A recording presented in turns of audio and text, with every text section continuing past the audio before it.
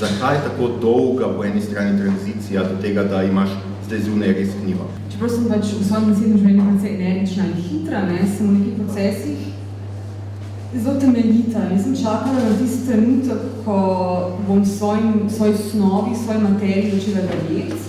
Na trenutek, ko bojo pač v tej materiji začeli verjeti tudi bralci. Če razumem vprašanje, gre za to, zakaj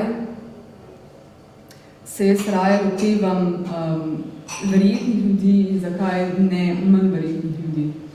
Jaz recimo svojo prozo, zdaj, ko sem na začetku in mogoče se bo to spremeniti čez nekaj let, prizadevam poslušati resničnost in slediti temu, kar je mogoče v našem svetu doživeti. In jaz zaenkrat, če nisem prišla v stik z liki, ki bi ob 11. zjutraj razpravljali v Sartru, sem pa prišla v stik z liki, ki bi ob 11. zjutraj pač doživeli osnovni napad.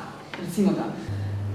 Sem si pa želela ustvarjati like, ki ne obstajajo samo v svojih glavah, oziroma ki se v svet ne pripenjajo samo prek svojega razuma, ampak se odzivajo na resničnost tudi svojimi udi, ker v končni fazi takšni nismo.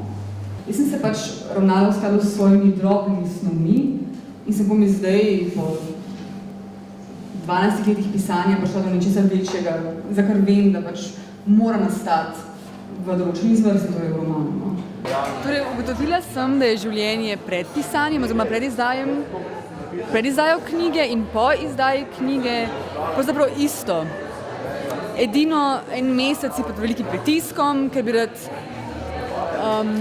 svetu morda ugajal, morda ne, sprašuje se o svojem bistvu, dvomiš vase, preiskuješ svojo garderobo, ker imaš ogromno javnih nastopov in podobno, sicer pa je vse isto in jaz sem ista.